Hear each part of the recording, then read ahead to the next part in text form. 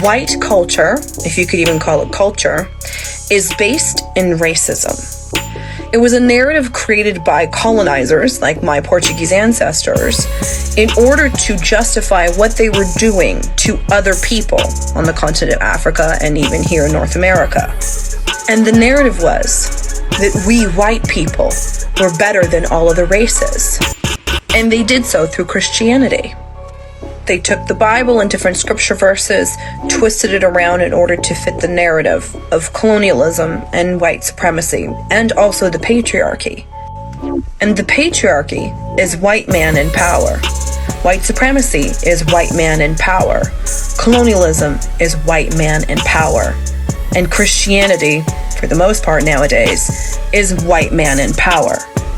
There are historical references and proof where the Catholic Church actually said to enslave an African was to save their soul. The kidnapped and enslaved Africans that were here in North America were preached different scripture verses than were actually in the Bible. And that's why they weren't allowed to read. Because if they could read, then they could see that these scripture verses were incorrect and they couldn't be controlled anymore by this white God.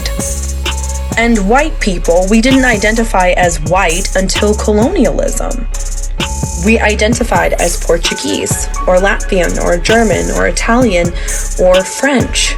But then colonialism came around, and then all of a sudden we became white, and we were superior, because we were the chosen race by God, and the scripture verses proved it. And we had to go into other people's lands and preach the gospel, when really it was all a ruse. It was all an excuse to go in and rape and pillage the land and the people and the cultures. So when I say that white culture is based in racism, it's based in racism. Christianity was the Trojan horse of white supremacy and colonialism. And Western Christianity... You know, I come to speak the truth to you,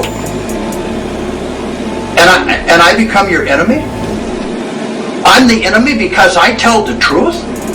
You hate me because I speak the truth?